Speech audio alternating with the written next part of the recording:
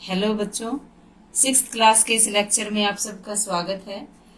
इस लेक्चर में प्रश्नावली 3.7 के सवाल हल करेंगे, जिसमें महत्तम समावर्तक और लघुत्तम समावर्तक दोनों के संबंधी सवाल दिए गए हैं। प्रश्नावली 3.7 पहला सवाल है, रेणु 75 किलोग्राम और 69 किलोग्राम भारों वाली 2 खाद की बोरियां खरीदती हैं। भार के उस बट्टे का अधिकतम मान ज्ञात कीजिए जो दोनों बोरियों के भारों को पूरा पूरा माप ले।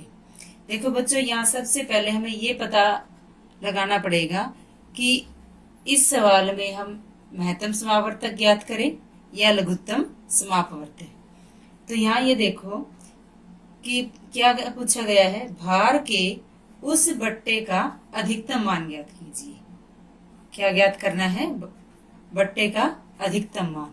यानी जब भी किसी सवाल में अधिकतम या अधिक से अधिक या बड़े से बड़ा इस तरह का कोई भी शब्द दिया हो, तो इसका मतलब उस सवाल में हमें क्या ज्ञात करना है? महत्तम समापवर्तक। अब महत्तम समापवर्तक किसका ज्ञात करेंगे? 75 और 69 किलोग्राम का।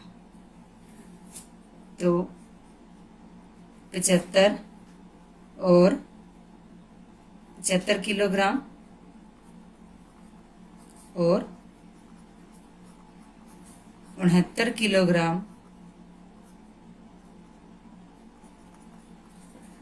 का महत्तम समापवर्तक, वही क्या होगा? बट्टे का अधिकतम मान। और महत्तम समापवर्तक कैसे ज्ञात करेंगे?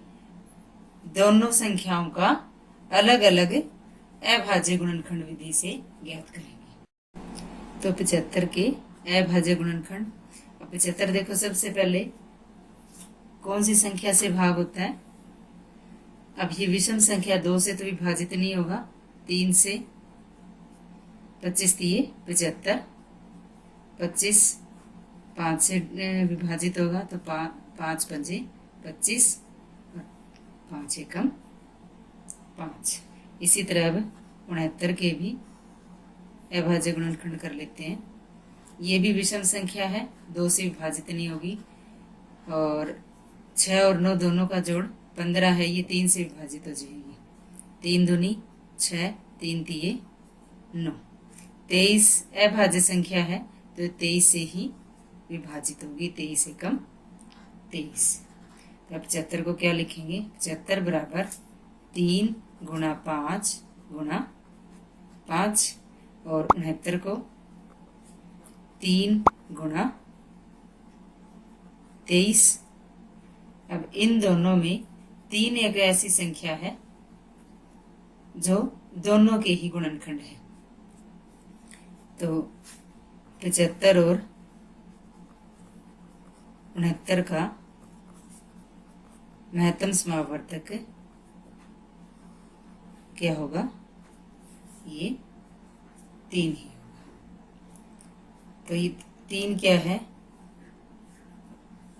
भार का के बट्टे का अधिकतम मान है। तो यही आंसर है। और इसे लिखेंगे, भार का अधिकतम मान बराबर 3 किलोग्राम। ये था पहला सवाल। अब दूसरा सवाल, 3 लड़के एक ही स्थान से एक साथ कदम उठाकर चलना प्रारंभ करते हैं। उनके कदमों की माप क्रमशः 63 सेंटीमीटर, 70 सेंटीमीटर और 77 सेंटीमीटर है। कितने लड़के हैं? 3 लड़के एक ही साथ चलना शुरू करते हैं और उनके कदमों का माप दिया हुआ है 63 सेंटीमीटर, 70 सेंटीमीटर और 77 सेंटीमीटर। इनमें से प्रत्येक कितनी न्यूनतम दूरी तय करे कि वह दूरी पूरे पूरे कदमों में तय हो जाए। क्या ज्ञात करना है यहाँ पे? प्रत्येक लड़के की कितनी न्यूनतम दूरी तय करेगा, यानी हमें न्यूनतम कम से कम, जहां पे ये शब्द आ जाता है न्यूनतम, कम से कम, छोटा से छोटा, तो वहां हम क्या ज्ञात करेंगे? लघुत्तम समापवर्त्य। और अधिकतम में महत्तम समापवर्तक, लघुत्तम के न्यूनतम में क्या ज्ञात करेंगे? लघुत्तम समापवर्त्य। तो यहाँ 63 सेंटीमीटर, 70 सेंटीमीटर और 77 सेंटीमीटर का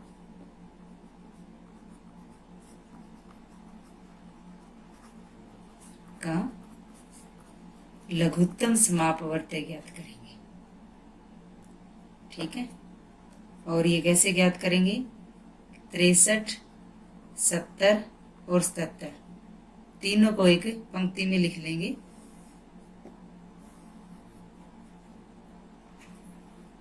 अब सबसे पहले सबसे छोटी अभाज्य संख्या से देखें, कोई संख्या अगर इनमें से विभाजित होती है तो 70 जो कि सम संख्या है, 2 से विभाज्य है, तो 2 63 का 63, 35 दूनी 70 और 77 का 77। अब 63, 35 और 77 तीनों ही विषम संख्याएं हैं और ये 2 से विभाजित नहीं होगी। तो अब अगली अभाज्य संख्या है 3। 3 से 63 भाग होता है, 3 दूनी 6, 3 एकम 3, फिर 35 और 77, फिर 3 से 3 सते 21, 35 का 35, 77 का 77। अब 7, 35 और 77 तीनों में से कोई भी संख्या 3 से विभाजित नहीं होती। 35 5 से विभाज्य है, तो अगली अभाज्य संख्या है 5, 5 से विभाजित करेंगे, 7 का 7, 5 सते 35 और 77 का 77। और अब ये तीनों ही संख्याएं 7 से विभाजित होती है, तो 7 एकम 7, 7 एकम 7, 11 सते 77 और लास्ट में 11 से 1 का 1, 11 एकम 11। अब 63, 70, 77 का लघुत्तम समापवर्त्य क्या होगा? ये जो अभाज्य संख्याएं दी गुणनखंड है, इन सब का गुणनफल। तो 2 गुणा 3 गुणा 3 गुणा 5 गुणा 7 गुणा 11। और जब हम इन सब की गुणा करेंगे तो ये कितना आ जाएगा? 6930। कितना आ गया? 6930 आ गया। तो यही वो दूरी है जो तीनों लड़कों के द्वारा न्यूनतम दूरी तय की गई है। न्यूनतम दूरी बराबर 6930 सेंटीमीटर। तीसरा सवाल, किसी कमरे की लंबाई, चौड़ाई और ऊंचाई क्रमशः 525 सेंटीमीटर, 675 सेंटीमीटर और 450 सेंटीमीटर है। ऐसा सबसे लंबा फीता ज्ञात कीजिए जो कमरे की तीनों विमाएं कौन सी हैं? लंबाई, चौड़ाई और ऊंचाई को पूरा पूरा माप ले। क्या दिया हुआ यहाँ पे? कमरे की लंबाई, चौड़ाई और ऊंचाई तीनों ही विमाएं दी हुई हैं और हमें एक ऐसा सबसे लंबा फीता ज्ञात करना है जो इन तीनों विमाओं को पूरा पूरा माप सके, तीनों डायमेंशंस को पूरा पूरा माप सके। तो देखो यहाँ किस शब्द का प्रयोग किया गया है? सबसे लंबा, यानी सबसे लंबा हो, अधिकतम या अधिक से अधिक, बड़े से बड़ा। तो ऐसी स्थिति में क्या ज्ञात करना है? महत्तम समापवर्तक। और न्यूनतम सबसे छोटा या कम से कम हो, उस स्थिति में लघुत्तम समापवर्तक। तो यहाँ ज्ञात करेंगे महत्तम समापवर्तक। और महत्तम समापवर्तक ज्ञात करने के लिए तीनों संख्याओं को अभाज्य गुणनखंड के गुणनफल के रूप में लिखेंगे। तो सबसे पहले 825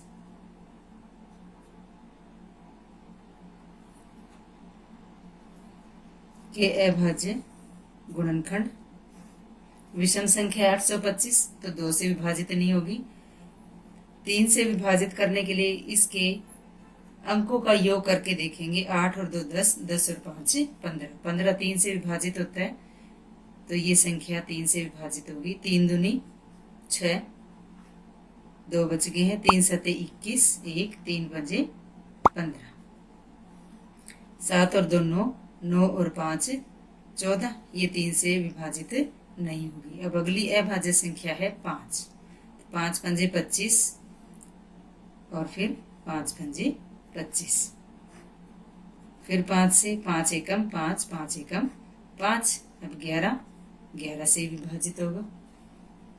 अगली संख्या 675। 675 ये 3 से विभाजित होगी। 3 दूनी 6, 3 दूनी 6, 1 बच गया 15, 3 पंजे 15,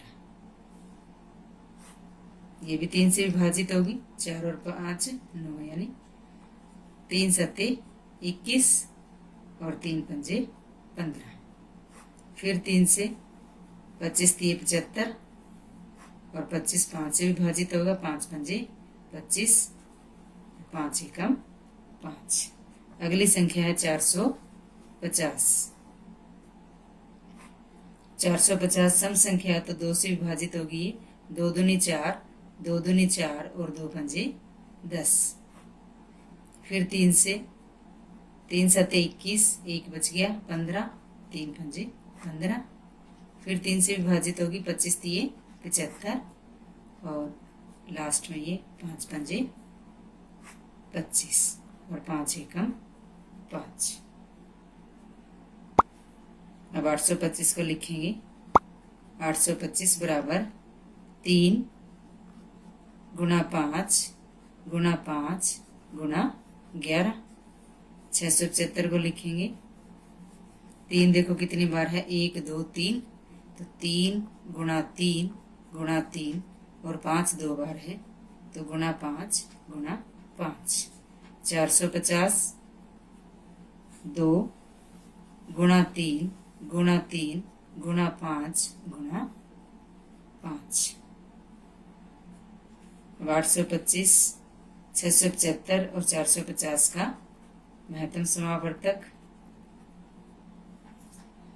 इन तीनों में कौन सा गुणनखंड जो मिलता है वो क्या है? एक तो 3,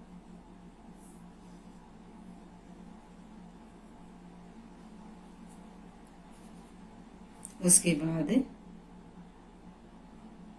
5 2 बार सभी में ही है तो 5 गुणा 5।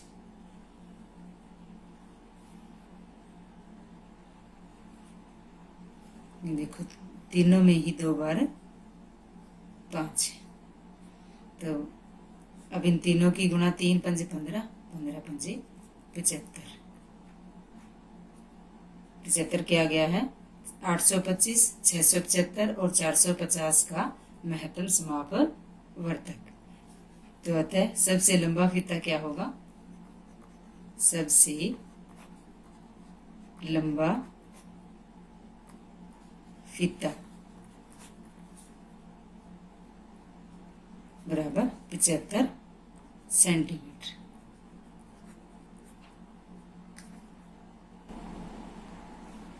तो बच्चों ये था तीसरा सवाल। इस लेक्चर में हमने प्रश्नावली 3.7 के पहले 3 सवाल हल किए हैं। धन्यवाद।